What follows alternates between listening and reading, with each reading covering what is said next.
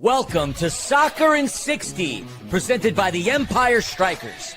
Get ready for your weekly look at all the pro soccer teams in Greater Los Angeles. We've got all the news and analysis you need, from LAFC and the LA Galaxy to the Empire Strykers, Angel City FC, and Orange County Soccer Club.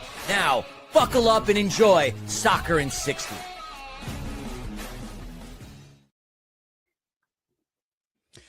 Hello, hola, buenas, and welcome back to Soccer in 60. I'm your host for the evening, Rob Jalon. You can find me online at El Escudero de LA, and I'll be covering tonight for one JR Liber, a.k.a. Don Bufa. Thanks so much for joining us, and this one has a chock-full schedule tonight, and just remember, guys, to subscribe to the Soccer in 60 podcast and all your podcast platforms. But before we get into it, let me introduce the fine cast of minds I have accompanying me tonight. First, let me welcome back former Canadian international who represented her country at 2 World Cups, Caroline Romero. Cara, it's a pleasure to be back talking soccer with you. Bienvenida de nuevo. Gracias. Happy to be here. Yeah. And now, please welcome back the original bad boy of Soccer in 60, Timmy K. Timmy, what do you say, man? What do you say, baby? It's great to see you tonight, Rob, and good luck on hosting, man. We got your back. Hey, thank you so much. For those of you who don't remember, a couple months ago I did this. It was terrible. Everyone laughed, and for some reason I'm back here doing it again. And this time, fortunately, here to laugh at me while I'm doing this, the better half of the Lacuna Galaxina podcast, my co-host, Ananda Kirana. Papa, I feel like I just saw you. I'm just glad to be here to laugh. I'm just glad I'm here. I'm just glad to witness this. This is beautiful. This is wonderful. Yes, it's going to be a great time. Well, guys, we were lucky again because all 5 teams in Southern California were back in action, and all 5 went unbeaten. We'll talk about the ties for both of LA's MLS soccer teams and how one missed a massive opportunity.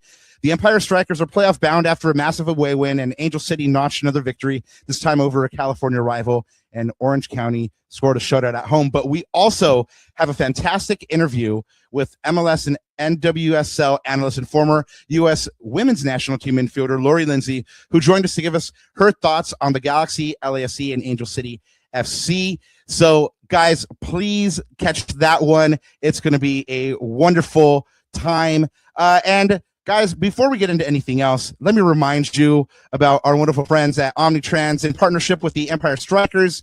Experience the thrill of game day with Omnitrans. I know I will be in the heart of the action at Toyota Arena and let Omnitrans take care of the ride. Simply download the transit app, the Cancer Bus, and enjoy a stress-free trip to cheer on the Strykers. Don't miss out on the excitement and make every moment count as Toyota Arena. Ride with Omnitrans to your next Empire Strykers game. And like I said, I know I will. Guys, well, let's start it off. And let's start off with an area near and dear to my heart, the Galaxy. Guys, the G's had a massive chance to get their first road win since October of 2024, and first win over Portland at Providence Park since April 2022 after a 20th minute red card to defender Kamal Miller. Now, you would say, hey, that's an automatic win, right? But even though João Klaus got the tying goal 10 minutes later, the Galaxy played up a man for 70-plus minutes and couldn't find the winner. Let's start with Cara. Cara, what did you see out of Greg Vanney's team? Did they do enough to get those 3 points in Portland? No, they didn't. This is a game that they should have won, especially when they're up a man from the 20-minute mark. The biggest issue for the Galaxy right now is their lack of finishing. They're taking shots but not putting them away. They outshot Portland 21-8, but only had 8 shots on goal and could only find the back of the net once. That's just not good enough. They generate a lot of attempts. They're 3rd in the league, actually, for shots, 2nd in shots on target. They just can't finish. And it's the quality of those attempts that concerns me. And it sounds like it concerns Greg Vanney as well. In his post-match press conference, he alluded to it, talking about the decisions that his team is making in the final third and how he wants them to be making better decisions. I think the quote was something like, "It's got to be we, not me," inside the box. And this is a conversation that I don't think he should be having with a group of adult professional footballers, but unfortunately, here we are for the Galaxy. They're just not playing as a team. They're not making the right decisions. The right people are not taking the shots, and players are not laying it off for better options when they should be. So it's resulting in lots of shots, but few clear goal chances and not enough goals. No, you've said everything exactly right there. I mean, just an inability to execute there on the offensive end.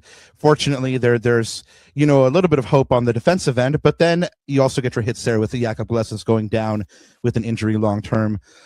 Ananda, what did the inability to get that win in Portland signal to you? I mean, they had every chance to do it. They haven't won on the road since a long time, and yet they couldn't get it done. What does this tell you? It tells me that this team is not confident, and it's starting to affect their mentality, especially on the road. Like, I have a really bad sense that this sort of this road streak is going to start seeping into the locker room, and that's not a place where you want to be on the road. By the way, guys, we're going to be facing in the CCC Toluca, probably the best team in CONCACAF, on the road in leg 1 of the CCC in a couple weeks. That is going to be a tough test, and it'll be a tougher test if the mentality and the application isn't there. Kara just mentioned it. This team can't finish. Some of it is tactics, but some of it is confidence. Like, Gabriel Peck has no goals this season in MLS play. So it's players like that are underperforming, not only their XG, but just point blank underperforming. And we've got to, Greg Vanney has to find a way to turn that confidence around with this team, because he's going to need it. 7 games in April. That's another tough stretch for this team. Yeah, it's an absolutely brutal stretch. I mean, they started the season with a really tough schedule. It just gets more difficult from there. Timmy, only 5 points from the first 5 games hasn't been good enough. I mean, there's now calls around just lightweight or depending on who you know, very loudly for Mike's job already 5 games into the season. I mean, after this tie, that kind of felt like a loss. Are those calls justified? I mean, has enough been enough? Have you seen enough? Well, I think what's going on with the Galaxy is what happened at the end of it after Vanney got that big long extension, even though they were mired in the worst losing streak they'd ever had. And there were calls for his job last year. And I think what Ananda says and Kara says is exactly the point, is that they're not finishing. 21 shots and 13 of them fly over the crossbar or aren't close. I think over the next 8 days, because they've got the weekend off, I think Vanney has got to get these guys to really start believing in themselves and keep the ball down and keep it on frame. When you're coaching players of this ability, and for them not to be able to put it on frame, I get people are flying around and they're in front of you and things like that, but Ananda hit it dead on. They just have no confidence, and you can see Pack want the ball, and then he gets frustrated when he doesn't get it. So I think over the next 8-10 days before their next game, they really need to get that confidence back so they can put a couple of biscuits in the basket. And we've seen 2 Galaxy teams, one in the Champions Cup and one in the league. What do you attribute that to? I'm going to be honest with you, man. Level of competition. I mean, I think against Mount Pleasant, well, everyone I think looked at the Galaxy going into those first 2 rounds and said they should be through to quarterfinals, like point blank, right? So I think it's simply that. It's just level of competition. And of course, like when you see goals flowing, the confidence flows with this team. That's just how it is. But I think the also the management of the roster and the rotations, I think there's a few question marks there around Greg Vanney. And so I think we're seeing sort of the roster management that Greg Vanney's had to go through. And it's been tough, and it's taken most of its toll on the league, not so much in CCC. But like I said, that's going to change against Toluca really quick. Yeah, we'll end here with the Galaxy with Kara, and Jacques Claus has pretty much been the only offensive threat for the Galaxy so far. The other DPs haven't stepped up. In your eyes, who needs to step up for the Galaxy for them to even consider a playoff push? First and foremost, it's got to be Gabriel Peck. He's just not getting it done. He is the guy right now that they are relying on, especially with Joseph Paintsill out with an injury. It's him. his role, we saw him perform in 2024. He was outstanding. Where is that guy? I think a lot of people are asking that question. They're waiting for 2024 Gabriel Peg to come back. And hopefully, for Galaxy's sake, they see it soon, because otherwise I don't know where they're going to find goals. Yeah, hopefully he does appear quickly. He'll have an opportunity to go ahead and step up and be that guy when the Galaxy face off against Minnesota United at home on Saturday, April 4th. They're tied on points with Minnesota, so this one is a massive, massive game to try to get out of the cellar door there. But we'll talk a little bit more about the Galaxy and, of course, also LAFC and Angel City FC with MLS and NWSL analyst and former U.S. international Lori Lindsey. Stay tuned for that one here. Hope you guys enjoy. Our guest is one of the leading voices in soccer broadcasting today. He's an analyst for MLS on Apple TV and for the NWSL on Prime Video and CBS Sports, while also featuring across ESPN, Fox Sports, and NBC. He's covered the Olympics, the Women's Euros, Copa America, and the World Cup.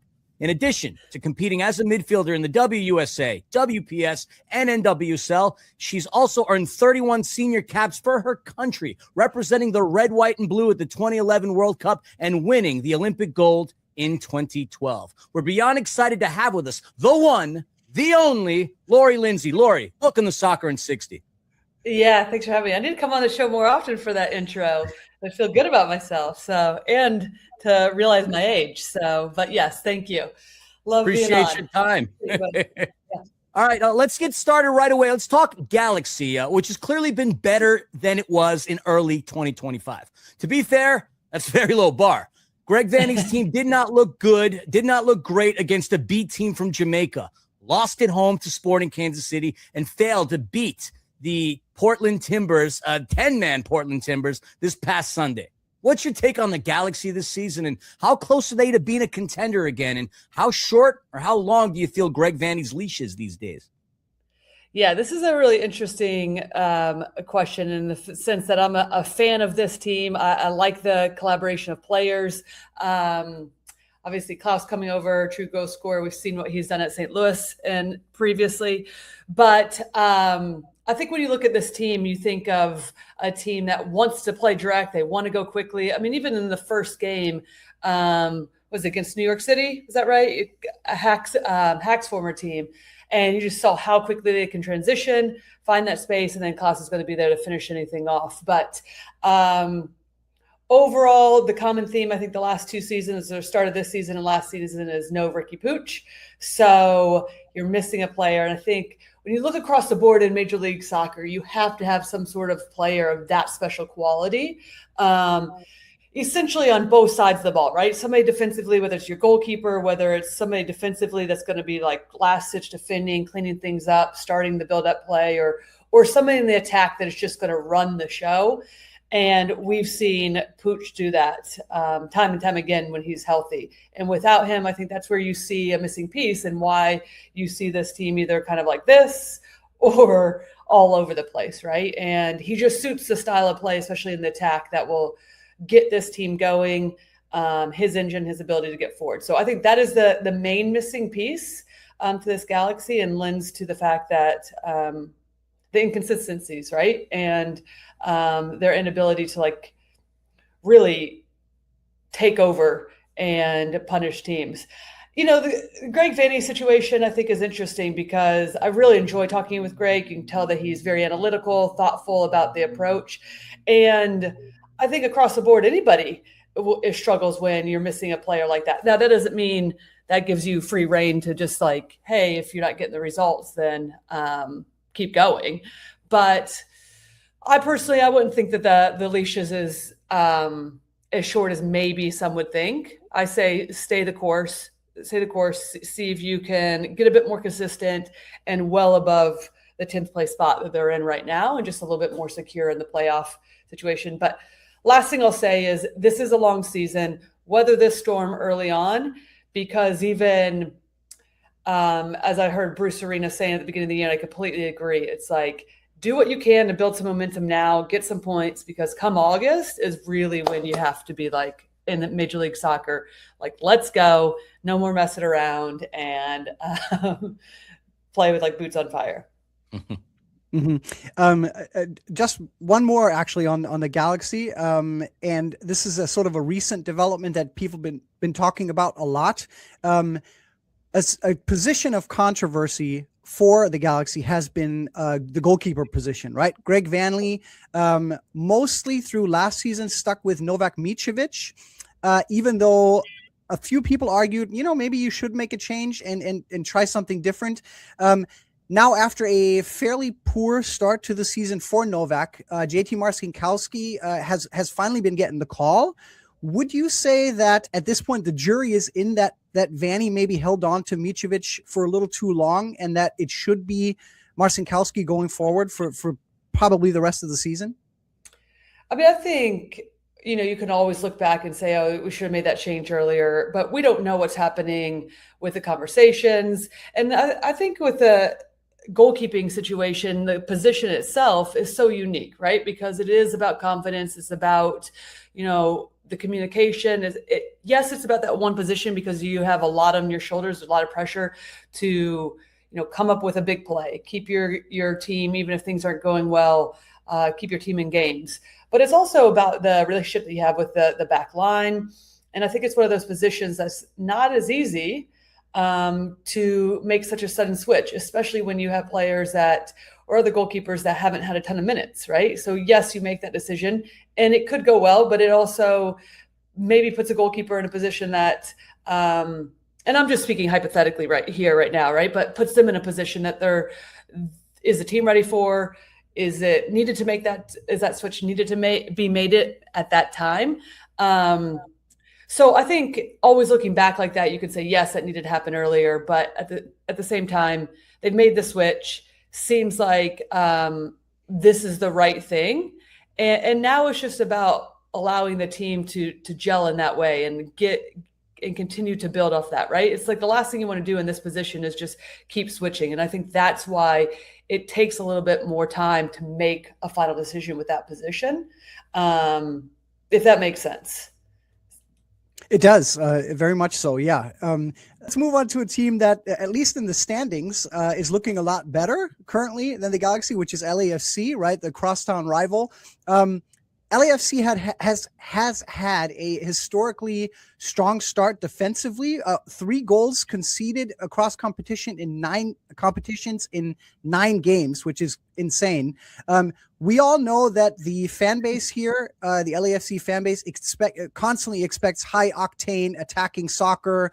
Some people were very unhappy with the scoreless draw at Austin over the weekend, despite LAFC being unbeaten in MLS and leading the West. What's your take on this? First of all, this more pragmatic approach so far, and how do you balance as a coach being hard to break down with trying to please a fan base that's notoriously difficult to please? Yeah.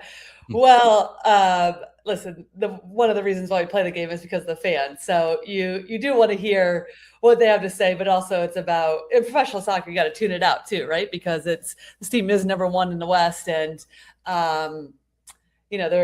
you got Bawanga, you got Son up top. I mean, you can ask for a better pairing there. But what I would say is it is a balance, right? You want to be stingy. There's the cliche, and it's also true, defenses win you championships. So I think first and foremost, if you are stingy and you're not giving anything away, then great. And also it lends to the way that this team wants to play. So I think it lends to the way that this team wants to play, in the sense that, like, if you're good defensively and you're inviting some pressure and there's a pragmatic style, and then you can go and you can send players forward and you can go quickly, that's going to get the fan base in it. I think the thing is what we saw when Son came last year at the end of the season, and just lighting MLS on fire. So fun to watch him and Bawanga just having the instant connection that you love to see. Fans, everybody wants to see that every single game. So when that doesn't happen, then of course you get impatient, and that's the nature of the game. And and the love for the fans. So I think it's just, listen, you got to realize too, it's a long season. So if you're not conceding goals and you're staying that course, even though every single game is not going to be this electric attacking style, you're still top of the West. You're putting yourself in such an important position of building momentum.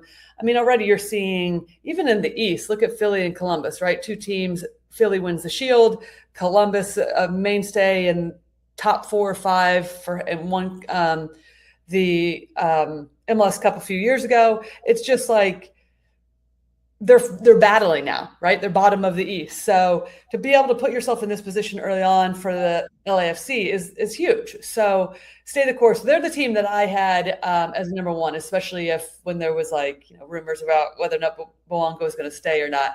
I was like, if he's here, this team is number 1, and they are there, right? And that pairing is just going to be build. I also say, as long as maybe not, it's not what everybody wants to hear, but this is a tricky season in the sense you have the World Cup, right?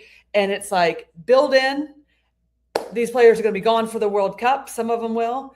That's a huge load, and you want to have enough momentum in the second part of the season for a lot of these teams, a lot of these players. So I would say, as much as it's tough, be patient, and the exciting tacking soccer will absolutely come when it's also needed most. We talked about the fans, we talked about certain players, and that transitions us to our next question. Let's look at a specific player. Now, some of the fans, especially those who came to the club primarily because of Heung-min's son, have been very passionately opposed to how Marc Dos Santos has been using him. You alluded to it, given his slow start in 2026 comparatively to what we saw him lighting the turf to twine fireworks like constant last season. To be fair, he tends to be the middle part of a sandwich every time he gets in the box. Like, how much do you feel the criticism is valid, and what do you make of Sonny's early season struggles? Well, I think it's teams know how important he is, right? So, and so obviously he's going to be honed in on in terms of defensively, but I think that's the exciting part is he's going to draw attention. He's going to create space for others, and that's just the nature of the game. But listen, this is a long season, and he came in at the part where last year it was like hits the ground running. There's no holding back. And now, it's natural to be going through some of getting used to the league in a way that's like the full season. I think that can never be overstated, because I do think sometimes that is a challenge when people come into this league to kind of make the adjustment to the league for a full season, and just the physicality, the style of play. But this is a world-class player, and he is going, he's already shown his worth, right? Already to this fan base, to the league. And that's just, in my opinion, is going to continue to build. So whether he's drifted and playing more of an attacking midfield role, or as a number 9, he drops in and then, is the constant outlet. So, I have no worries, but also I understand the rigors, and I understand just the ebbs and flows of a goal scorer. So not that I was a goal scorer, so please don't. No one who's listening think that I put myself in that boat of and Son's category. But I do understand kind of the stages of what a long season takes. All right. Well, hopefully you guys loved that interview. We know that we did. Go ahead and stay tuned for even more of Lori Lindsey's interview coming a little bit later in the show. But guys, if one LA team was lamenting their tie, another tied, but set a record by doing so. LAFC and Austin FC played to a scoreless draw on Saturday, March 21st. But the bigger story is that they are now league leaders in the West and set a shutout streak to start the season, and thus entered the record books. Ananda, how important is that record for LAFC? I mean, does it matter? What does it tell you about what the team is doing right so far? I mean, I think five shutouts in a row is impressive for any team, in any league. I don't care what context it's in, and I think it's showing a different side to LAFC's game, especially looking at it from across the aisle. What's the old adage, right? Defense wins championships. So as long as they have that sort of ability and gene to kind of turn on and turn off, I think that's a really good, weapon to have in their arsenal. And, hopefully, obviously, they're a great offensive team. We know that. They're killer in transition. They have some guys who can put in the back of the net and are super clinical in the final third. But if you can combine that with an elite defense, look out, MLS. Yeah, I mean, it's been really, really good over there so far.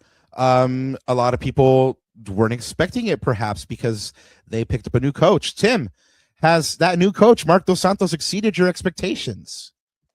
You know what? He was expected to come in and it was going to be Bob Bradley 2.0, and it was going to be, hey, come on, let's run the same system and let's do it. I think he's elevated the team to meet his expectations, and I think the fans are happy with what's going on. And if I was an LAFC fan like Scarf and Philly, I think they should be through the roof excited. And I think everybody else in an LAFC jersey should be very excited about what is happening at BMO this year. I think he's far exceeded the fans' expectations, even though the fans want him to win every game. Cara, the team, thanks to Dos Santos, has a pretty good groove going in MLS. But they've, they haven't struggled, but they had a time against Alajuelense in the CONCACAF Champions Cup. Talk to us about that campaign and what are you expecting to see out of this tasty matchup against Cruz Azul? Well, it's definitely going to be the biggest challenge that LAFC has faced so far in CONCACAF Champions Cup. Cruz Azul is one of the favorites in this tournament for sure. Historically, LAFC does well against Liga MX teams, and I think that they will be up for the challenge. I think that this might be the time for Son and Bouanga to really step it up, and LAFC will definitely have Eustáquio back by then, hopefully, and that'll make a big difference because boy, have they missed Stefan Eustáquio tremendously in the midfield. Delgado did his best to carry that midfield, but it's just too much for him on his own. He needs Eustáquio beside him. But yeah, I think it'll be a great matchup, and it'll be really important for LAFC, of course, to get that win at home. Guys, through 5 there, the West leaders. I'm going to get a yes or no from you guys here really quick. Are they the West favorites to represent the West in MLS Cup final? Timmy? Yes. Cara? Yes. Ananda? Yes. Ooh, I know that's got to hurt. He's not very all right. What are you, Ananda? All righty, guys. San Diego's got to do a little more for me, but they're up there. They're neck and neck. All righty, guys. Well, you guys heard it here. LAFC, the West favorite so far. They have a chance to prove those bona fides against Orlando on Saturday, April 4th. But we want to say thank you for the moment, at least, to Cara and Ananda. Guys, it's been a gas. We will catch up with you guys soon.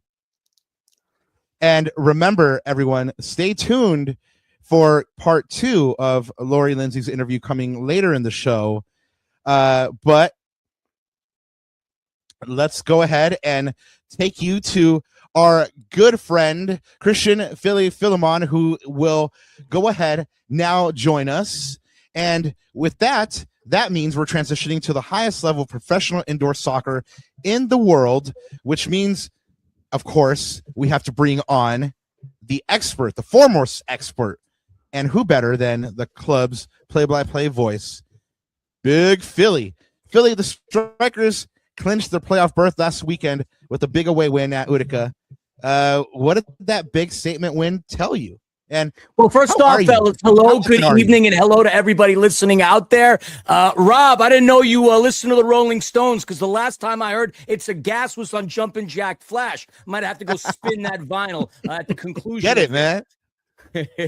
But truthfully, the clinching scenario really occurred the day before the I was going to say the Fury. I'll talk about that in a second. It really happened the day before. St. Louis beat the Tacoma Stars. So that opened up the door for the Strykers to go ahead and clinch. Now, this was an interesting matchup because Tacoma rarely loses at home. And St. Louis, the team that Empire is going to face this coming Sunday, ended up with a huge win, 7-4. So that opens things up for the Empire. If they would have won against Utica City, then they would clinch. The final game of the season doesn't matter. And guess what? They went to the Adirondack Bank Center, and they layeth a smacketh down on Utica City's, well, I can't use the word I wanted to in order to finish this because our producer Gunner's a stickler, and so is the FCC. But convincing win.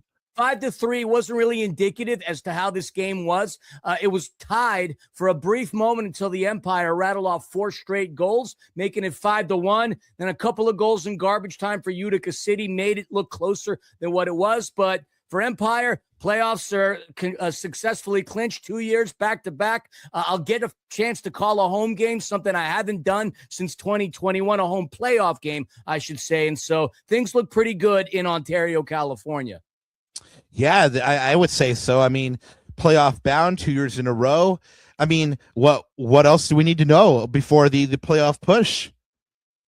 Well, so the game is going to be on Sunday against the St. Louis Ambush. Now, there's a couple of scenarios that you can play with. One being the final game of the season, regular season, and nothing really to play for because Empire is 6th in the seeding. So they're going to take on the 3rd seed, whoever that is. So realistically, they can just rest some players and utilize that Greg Popovich San Antonio Spurs load management philosophy. But of course, with all these fans coming into the building, the last thing they want is a sour taste. They want a convincing win to push them over that threshold to get them playoff tickets for Thursday. Now, for the St. Louis Ambush, they have a ton to play for. They've got 2 games in hand. They're actually going to be playing Utica on the road a couple of days prior to their arrival in sunny Southern California. So if they pick up 3 points there, that's going to be huge. They're going to be starving for another 3 in Toyota Arena. And the reason why I say that is because the difference between 5th place and 1st place is 2 points.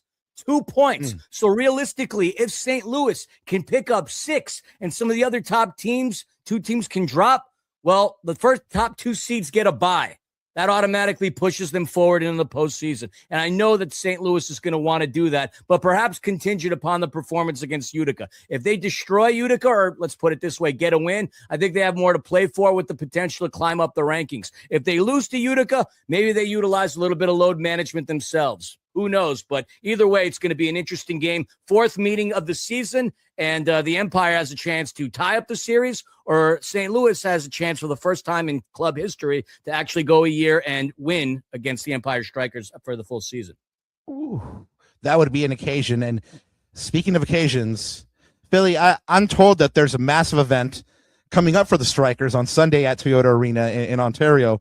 And it's not just the boys taking on the St. Louis Ambush in their final regular season game before the playoffs, but a second game will be happening with potentially historic implications. Get us up to speed. What's going on?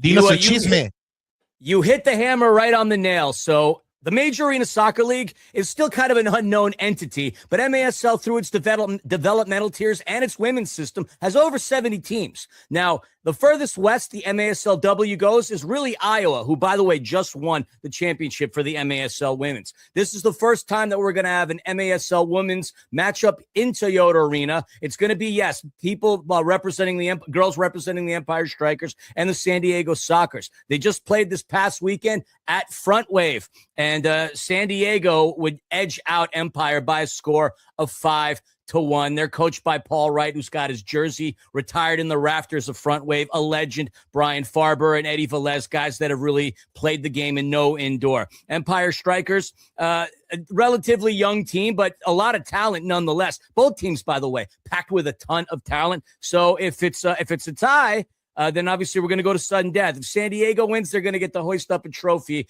at Toyota Arena, something that, well, they've done before a lot on the men's side, sadly. But it is going to be historic. Hannah Seabird, backup goalkeeper from Angel City and friend of Soccer in 60, is going to be there to do the first kick. Should be a good day. Doubleheader of indoor soccer. Greatest show on turf, baby. Timmy, really quickly, who do we have to watch out for here in the playoffs for the Strykers? Who are the big guns? Well, I think the biggest gun of them all is Marco Fabian, but what I really think you should be doing is looking for the leadership of Berto Palmer. I got to hang out with him yesterday for about a half hour on another show, on the Lou Desmond show, and just the confidence that is now exuding out of the Strykers. I think the league better watch out for everybody on that team, because you've got 6 or 7 different guys that'll easily get a brace or a hattie in the playoffs. Ooh, from your lips to the Lord's ears, sir. Hey, thank you, Christian Philly Philemon, for joining us. We do appreciate you bringing us ball knowledge on the Empire Strikers. Until we meet again, have a wonderful evening, sir. Guys, let's go ahead and tell you about our friends at National Core. National Core is one of the nation's largest nonprofit affordable housing developers and a proud sponsor of your MASL team, the Empire Strikers. At National Core, they believe that soccer has the power to transform lives just like they do. They believe in building strong communities on and off the field. To learn more about National Core and their mission, go to nationalcore.org. Let's move on to Angel City and the NWSL. And before we bring Canadian Hall of Famer Caroline Romero back on, let's go back to our interview with former U.S. international Lori Lindsey to see what she had to say about Angel City FC. Alrighty, we're back now with MLS and NWSL analyst and former U.S. international and Olympic gold medalist Lori Lindsey. Lori, let's talk Angel City, right? You're a former NWSL player. ACFC off to a flying start for once with 2 wins and a 7-1 goal differential. They thumped Chicago in their season opener and then bagged a pretty convincing away win over Bay this past weekend. Last year, Alex Straus tried to implement his system kind of on the fly with the group in flux, also chasing a playoff spot, kind of, sort of still. Now that he's had a full preseason, do you finally see his handwriting in this team's identity? And if so, how would you describe it? Yeah, I absolutely do. And I also would say that and I had a ton of conversations at different podcasts before the season, like previewing some of these teams. And I would consistently said that this is the most complete team that we've seen from Angel City. Primarily, I think in the midfield, that was an area that I felt that they needed to improve greatly, just in the sense of, okay, they had an electric back line, they had goal scorers, they had players that, could get up and down on the wings. But I felt like in terms of continuity consistently in the midfield, that was an area to kind of mesh the team together that they had been missing for the first 3 years. So this does feel like the most complete team that we've seen. And with Alex Straus, he even said, and he knew it was going to be difficult when he came in and tried to implement some of his tactics early on, but it was going to be a long-term process. So they were going to try to slowly fold things in throughout the season, knowing that could be challenging last year on the fly. But this is a team that wants to attack quickly. They want to be an exciting team, much like we talk about with LAFC, with the fan base, getting them energized, getting numbers forward. But then also at moments, can they break teams down through their possession? And I think that's where the midfield comes in. You brought in Neely Martin, you have Ari Borges in there. So there's players now that, one, have a lot of experience in the league, but also have those qualities to be able to do that and to be able to help keep possession. So I would say, in a very general way, that's what I would say from Alex Straus. He wants to attack, he wants to press, get numbers forward, but at the right moments, in the right decision-making, when can they slow things down and then be able to have a little bit more unpredictability in the final third to find different ways to score goals if teams are sitting back, right? Or if not, then go over the top like we saw against Bay FC, and Sven Jansdotter will be able to score goals for you in transition. So I will say we're 2 games in for the NWSL. So completely early days, good signs for them to be 2-0. So taking nothing away from that. But much like we will always say with MLS is that it's a long season, right? And it is important, and I'll always say this, to get points, build momentum at the early part of the season, because then you can ride some of the ebbs and flows of the natural long competitive season that will come. So I think it's a bright start. They're going to be playing Houston Friday night at home. And I don't think anybody predicted this, but those two are vying for, they're 1 and 2. So go get them, vying to hold on to that one spot, because essentially I think they're tied. It's just Angel City has more goals for. So with all that said, positive start. I think there seems to be a real togetherness and a real fight to this team. And I would say all the components on each line that you need to win championships and get to the playoffs consistently. You said it, a true top-of-the-table clash on Friday at BMO Stadium, downtown LA, City Angels. It's going to be a good one. Houston beat San Diego on the road and then more or less wiped the floor with Boston at home. Like, what have you seen from the Dash that makes them so successful early on, and what do you expect from this matchup, and what does Angel City need to do in order to succeed? Well, I think there's a real fight about this Houston team. And also, in some ways, I say this as a positive, maybe a little bit of naivety too, because not from the standpoint of their coach, Fabrice Gautrois, by any means. He'll have them prepared in terms of possession. We saw that last year when he, his first year as the head coach. But they have gone after a lot of young players. So they're asking a lot of young players to play significant minutes, whether they're coming from college or whatnot. And sometimes that's where the naivety is, because you want to learn, you want to soak up, but you also don't know what you don't know. And that can be such a positive too. So they're fighting. There's a real togetherness about their team as well. And I would say that San Diego game to open up the season, you know, Jane Campbell was immense, coming up with massive saves after massive saves, because San Diego put them under a lot of pressure, created a ton of chances. And to Houston's credit, they hung on. So I would imagine there's going to be something similar in that. We're going to see Angel City go after this team, but they're going to be stingy defensively. And it goes back to what I was saying. If they don't get an early goal, or there's not something opening up like space in behind, then where's the decision making's coming from? Where is the kind of unpredictability to break down what is going to be a battle team for the Houston Dash? Yeah, it's going to be a good one. And again, that's Friday at BMO Stadium. Get your tickets. Folks, we just had the privilege and honor to talk to Lori Lindsey, superstar athlete, superstar broadcaster. Thank you so much for taking time out of your day to hang out with us. Yeah, thanks for having me. Love being on. Anytime. Please ask me back. And now from one international soccer icon to another, let's bring back on Canadian Hall of Famer Cara Lang Romero. Cara, it's good to see you once again. AFC has looked good to start the season, including in this past weekend's 3-1 win at Bay. Why don't you talk to us about what stood out to you in that game? What stood out to me most was how quickly Angel City set the tone in a game away from home. Scoring less than 3 minutes in. It's one thing to score 4 goals at home at BMO in your home opener with the excitement of your home crowd.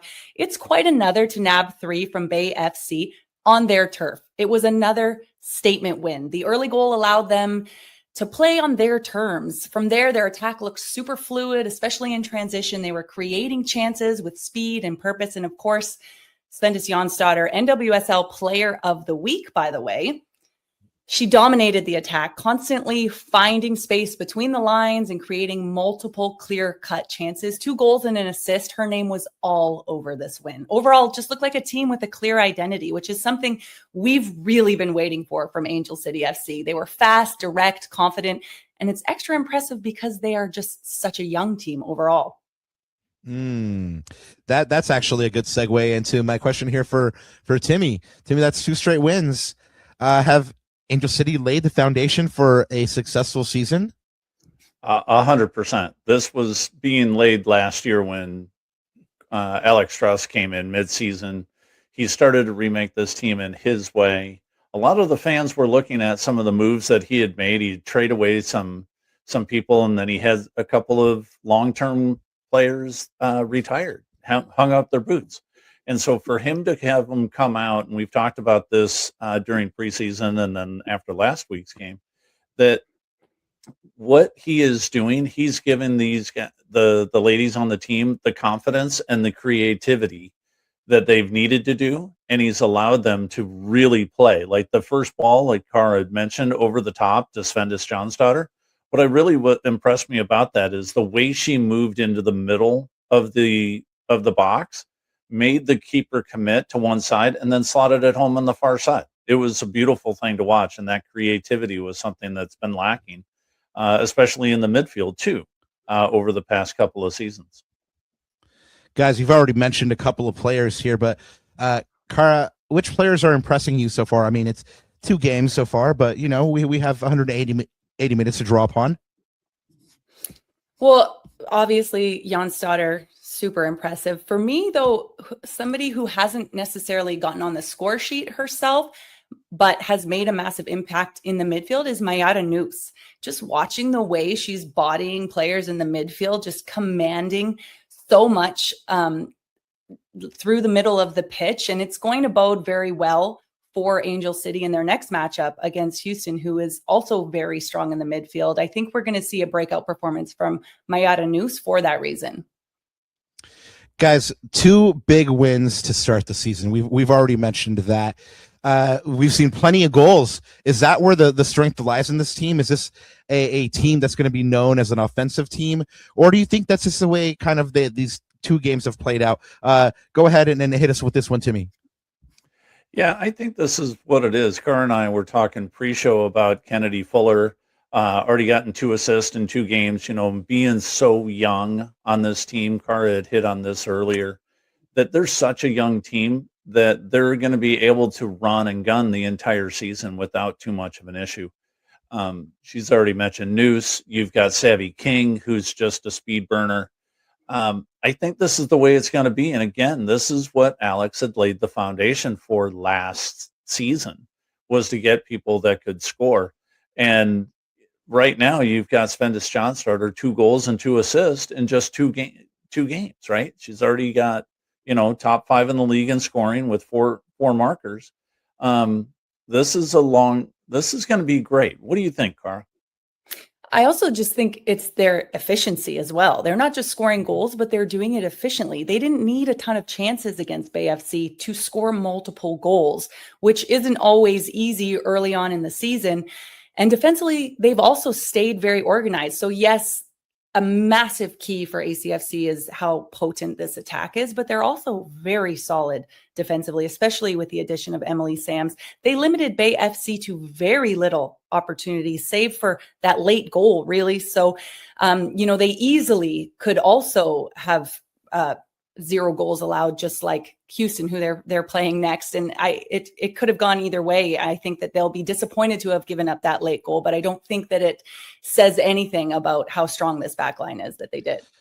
Oh, Cara, you already kind of gave us a preview. You're very right. Angel City takes on the Houston Dash this coming Friday in a top of the table clash that very few people would have expected prior to the season.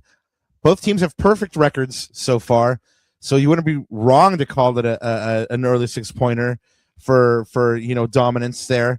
Cara, let me toss it to you again. What's your quick scouting report on the Dash, and what do you see from Angel City in this one?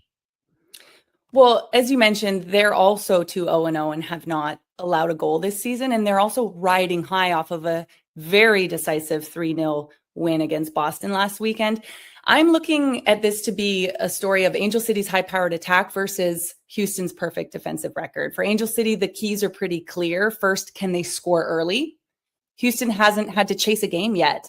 And forcing them out of their defensive shape could change everything for Angel City. And then secondly, midfield organization. I mentioned Mayada Noose, how disciplined Angel City will have to be. Houston's combination play through the center of the pitch is very dangerous. It's how they scored both their first and third goals against Boston. And Lori Lindsey also mentioned just how far Angel City's midfield has come since last season. They will have to be organized.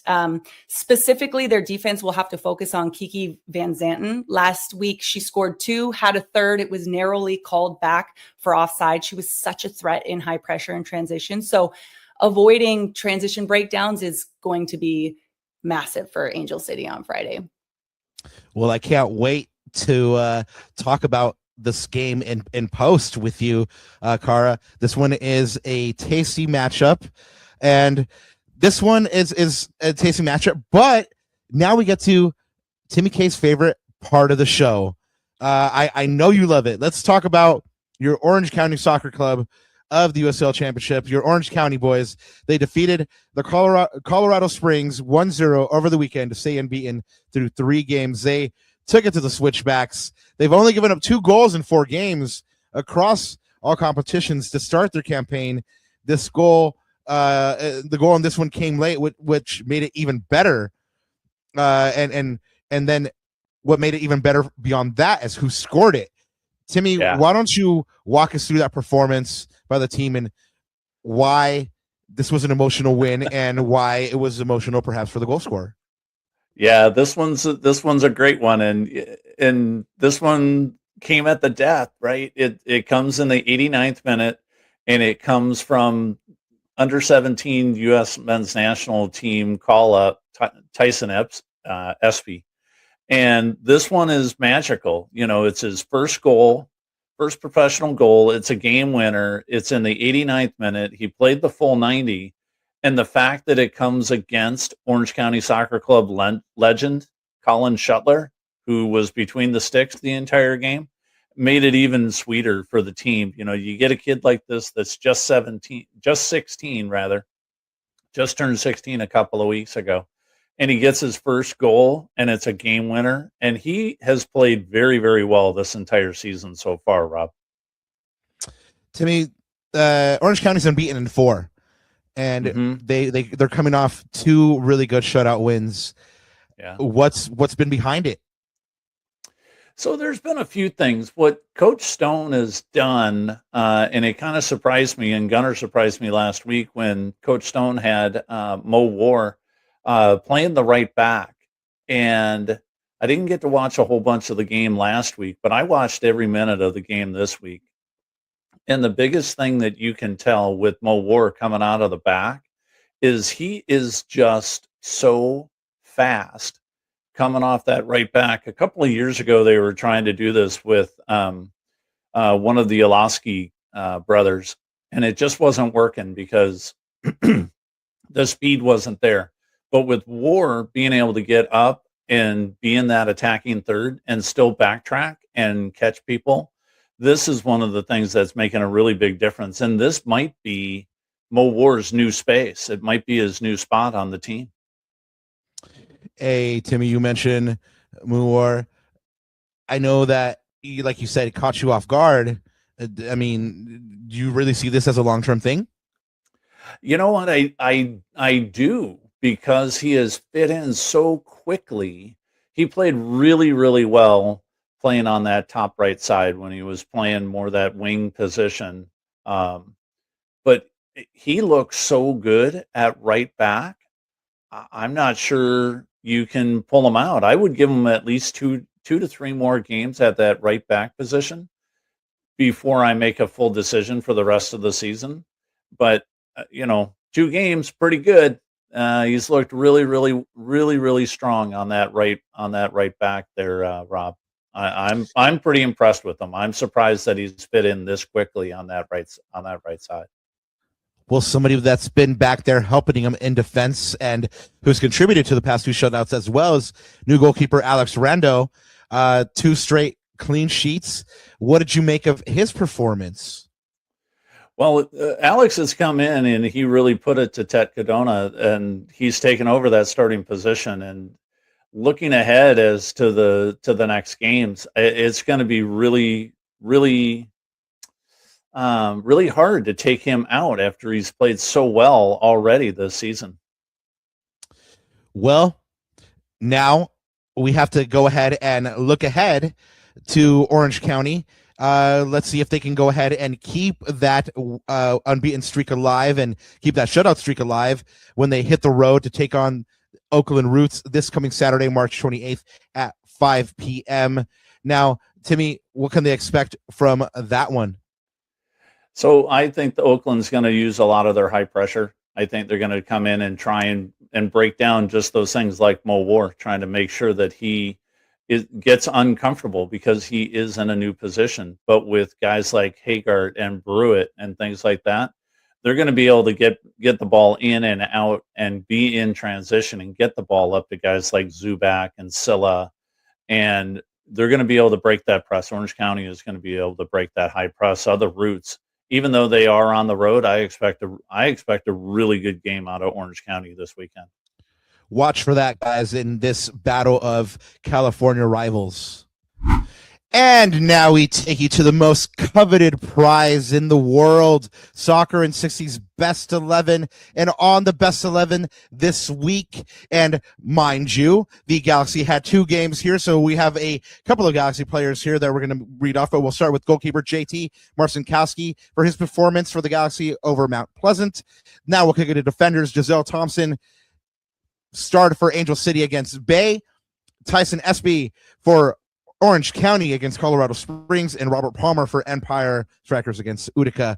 In the midfield, we have Harbor Miller and Marco Royce for the Galaxy, but for different performances, one against Mount Pleasant and one against Portland. Kennedy Fuller for Angel City against Bay as well, and Eric Tommy for the Galaxy against Portland. And then in your forward line, we have Svindis John's daughter for Angel City against Bay, and that is your captain for the week, Gabriel Pecky for the Galaxy against Mount Pleasant, and Munar Alami against Utica for the Empire Strikers. And just in case anybody was wondering, yes, there were 5 Galaxy players. Yes, a little skewed because they had 2 games here, but 3 Angel City players, 2 Empire Striker players, 1 Orange County player, and no LAFC players. Guys, now that we have the best 11, the most coveted prize in soccer, Kara, do you have any thoughts on this? Yes, I have a bone to pick. I understand JT Marcinkowski answered the call, but I don't know how you leave Hugo Lloris off this list. He should be on this list for his performance against Austin FC. He made a game-saving stop in stoppage time. The shot was top corner. It would have been a goal if it weren't for Hugo Lloris's heroics. He preserved the draw and that huge MLS clean sheet record with that save. He needs to be on this list. You know what? I kind of agree with this one. I like it. Timmy, I feel like I butchered Munir's name here. Can you please help me with that? You bet. It's Munir Alami. Kind of like salami. Munir Alami. Oh, I love it. All right. Well, now that you helped me out even further. You know what? We have a maybe not a hot take, but you know what? We have an opinion by Kara here. What do you think? Do you agree? And what else do you think about this best 11? You know what? I do like the shout out to Hugo Lloris because he did make that save. I got to watch the last half of the game, and you know that was the save of the game. You know, there's only like 3 of them the whole game because you know nobody can put a ball on frame in that game. But I think Lloris could have been on this list. I do like that Kennedy Fuller is getting on this list. You know, is just playing so well and played really, really well against Bay. You know, and I think my favorite is that Svendis John's daughter got the captain's band. So we can't give Gunnar too much grief about it this week, and we can only have one goalkeeper on it. So sorry, Kara. Yeah, you know what? I'm gonna back Kara up though because JT didn't really have to do anything in that game against Mount Pleasant, whereas Lloris became a record holder in his match.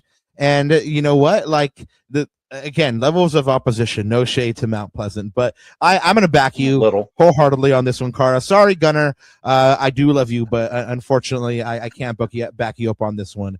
I have a couple of doubts about this Eric Tommy inclusion as well against Portland, but that's another story for another time. I think, guys, our time together has come to a close. We want to thank everybody out there that listened to this episode of Soccer in 60.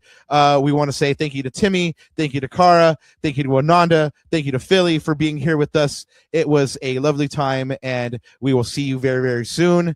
Go ahead and subscribe on YouTube, and go ahead and catch this on playback, and go Strykers.